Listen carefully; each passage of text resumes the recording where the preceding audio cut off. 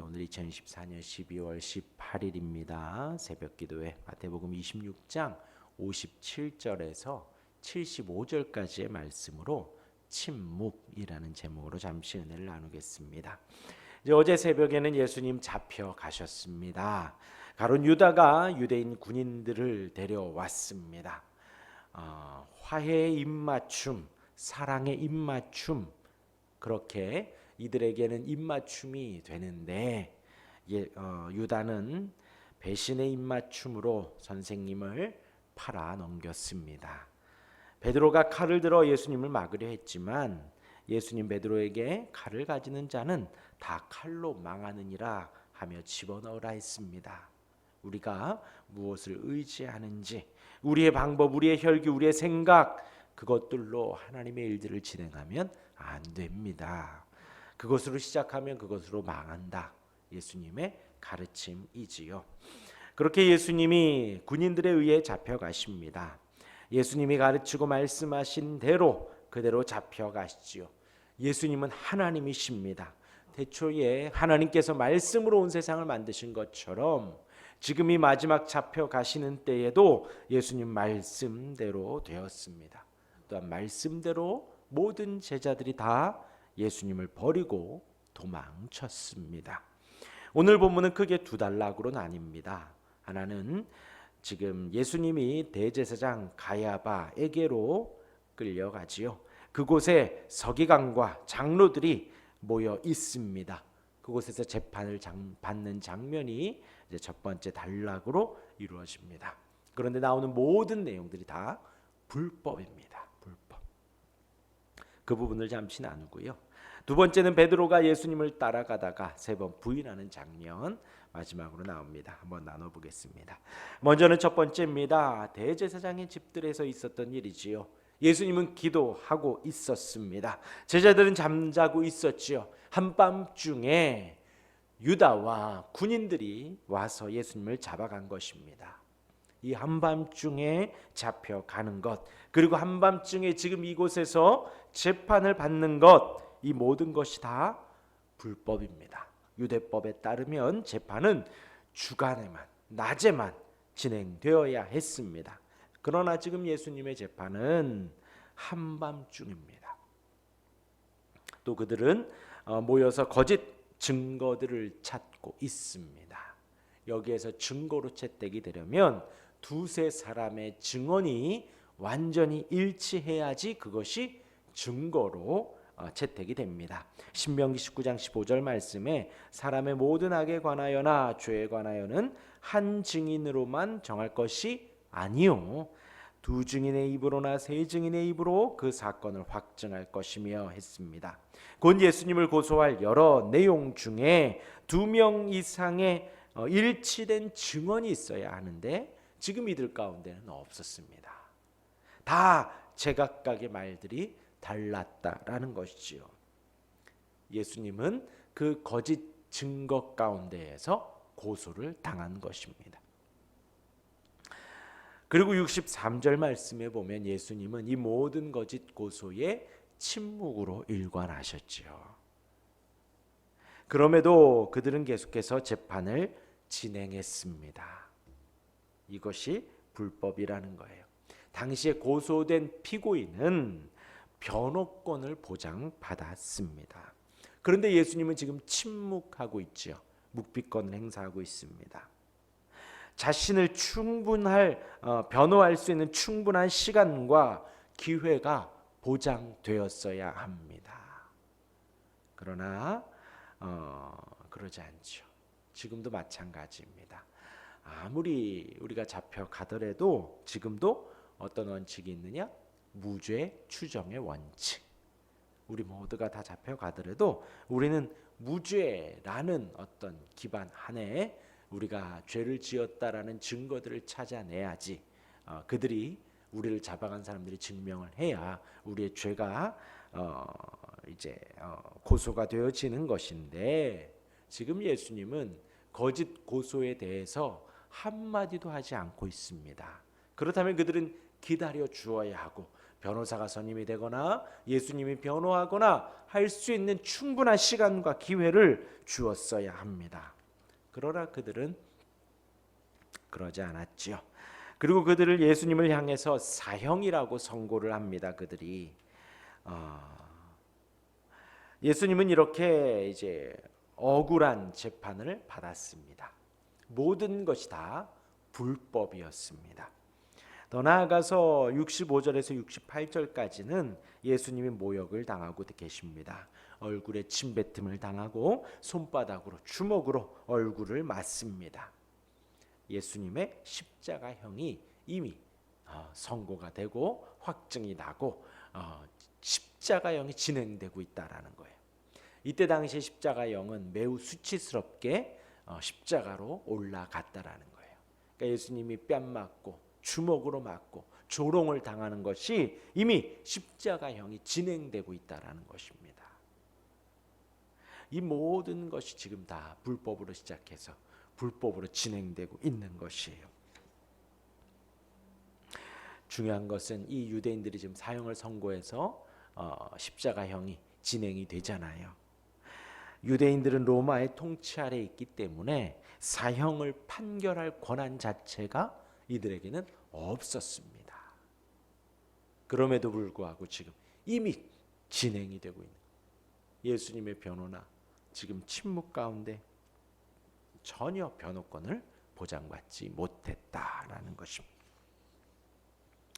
이 모든 상황들을 종합해 보면요, 예수님은 불법적인 재판을 받았다는 것이지요. 정말 억울합니다. 그럼에도 예수님 지금 한마디도 하지 않고 계십니다. 그럼에도 예수님 어떤 일도 하지 않습니다. 근데 이제 잘 들어보십시오. 예수님은 하나님이십니다. 예수님은 하나님이십니다. 지금 하나님 아버지께 구하여서 12군단이나 더 되는 천사를 보내시어 심판하고 싹 쓸어버릴 수 있습니다. 그럼에도 예수님은 아무것도 하지 않으시는 거예요. 왜인가요? 우리가 억울할 때의 억울함을 해소하기 위해서 우리는 많은 말을 하죠. 아니면 증거들을 들이댑니다. 아니면 뭐 상황들을 보여주고 합니다. 우리의 억울함을 드러내기 위해서요. 그러나 예수님 한마디도 하지 않습니다. 불법적인 것에 대해서 예수님 한마디도 하지 않으십니다. 그리고 지금 하나님이신 그분이 조롱을 당하고 뺨 맞고 채찍 당함에도 불구하고 아무것도 하지 않는다는 거예요. 왜인가요? 첫 번째는 지금 예수님이 기도하신 대로 하고 계시는 거예요. 하나님의 뜻을 이루기 위해 지금 한마디도 하지 않는 것입니다. 하나님의 뜻이 이루어지고 하나님께서 계획하신 그 뜻이 온전히 이루어지게 하기 위해서 지금 예수님은 한마디도 하지 않으시고 침묵하고 계시는 것입니다. 또 왜 가만히 계실까요? 우리를 너무나 사랑하기 때문입니다. 지금 예수님이 12군단이나 더 된 천사들로 말미암아 싹 쓸어버리면 예수님은 십자가를 지실 수가 없거든요. 그러면 저와 여러분들은 이 은혜를 누리지를 못합니다. 지금 이 시간에 우리의 예배와 우리가 하나님을 섬기는 이 시간을 위해서 2000년 전 예수님은 침묵으로 그 억울함 속에서 불법적인 재판 속에서 한마디도 하지 않으신 것입니다. 우리를 너무나 사랑하셨기에 우리가 지금 하나님 아버지 앞에 담대히 서게 하기 위해서 우리의 모든 죄를 다 용서해 주시기 위해서 우리 예수님 십자가를 지시고 지금 이 시간 침묵하고 계시다는 거예요. 그 예수님의 마음을 생각하면 얼마나 마음이 아픈지요. 그 억울함을 참고 계시고 그 불법을 참고 계십니다. 죄가 없으신 그분이, 아무 죄가 없으신 그분이 죄 많은 인생들 속에서 불법적으로 정죄 당하고 있는 것입니다. 이어서 베드로에 대한 말씀을 좀 드리면요. 58절에 베드로가 예수님을 따라갑니다. 멀찍이서 따릅니다. 어떻게 되나 한번 보고 싶은 것이지요. 그리고 69절에 보면요. 베드로가 바깥들에 앉았더니 한 여종이 나와 이르되 너도 갈릴리 사람 예수와 함께 있었도다 합니다. 예수님 말씀이 또 이루어지는 것이지요. 여기서 한 여종이라면 당시에 가장 힘이 없는 사람입니다. 여종이기 때문에. 노예인데 어떤 노예요? 여자아이, 소녀이기 때문에 아무런 일이 없습니다. 그런데 베드로는 매우 두려워하는 거예요. 결국 74절에 세 번째 예수님을 부인하며 그가 저주하며 맹세하여 이르되 나는 그 사람을 알지 못하노라 하니 곧 닭이 울더라. 심지어 저주하며 나는 예수님과 전혀 관련이 없다고, 나는 지금 잡혀가는 저 사람을 전혀 모른다고 부득불 우기며 강한 부정을 하며 표현하는 것이지요. 그때 닭이 울입니다. 그리고 베드로는 예수님으로부터 들은 말이 생각이 나서 통곡을 하지요. 말씀대로 된 것입니다. 얼마나 속상했을까요? 얼마나 예수님께 죄송할까요? 정리하면요. 예수님 우리를 위해 억울함을 참으셨습니다. 예수님 우리를 위해 모든 불법적인 고소와 재판을 견디고 계십니다. 예수님 우리를 위해서 모든 모욕을 참으셨습니다. 예수님 그만큼 하나님의 뜻을 이루려 하고 그만큼 우리를 사랑하십니다. 그런데 우리는 어떠한가요? 우리는 그러지 못하죠. 지금 오늘 방금 읽은 본문 속에서 거기 모인 인생들이 뭘 했느냐? 예수님을 향해서 거짓 증거들을 찾기에 바빴습니다. 어떻게든 부인하려고 합니다. 거기 모인 사람들이요 다.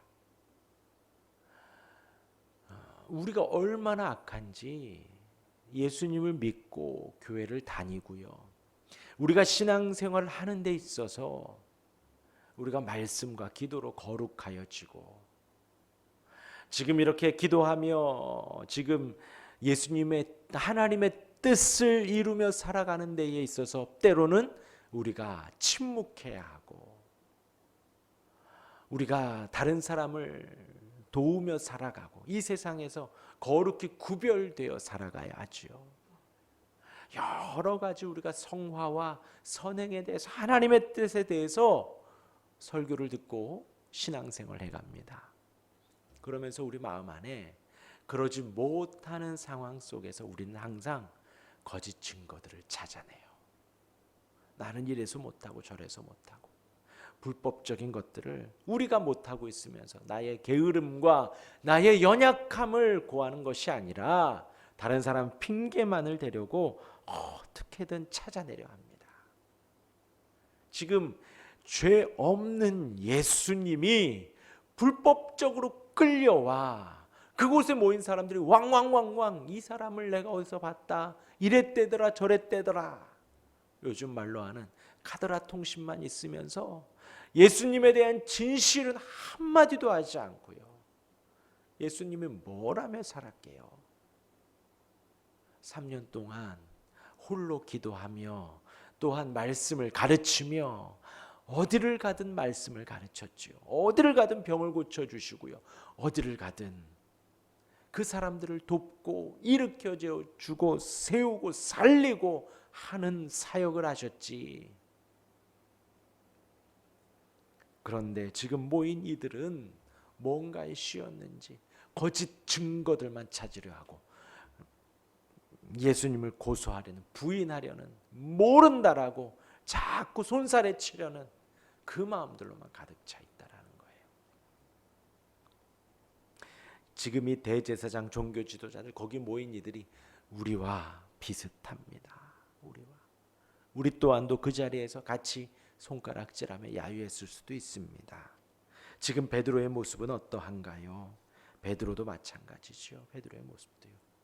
우리가 어디 가서 나 예수 믿는다고 자랑하며 어떠한 손해도 우리가 감수하며 당당히 담대히 살았던 적이 과연 몇 번이나 있나요? 어떻게든 드러내지 않으려 하고 어떻게든 속이려는 마음만 가득합니다.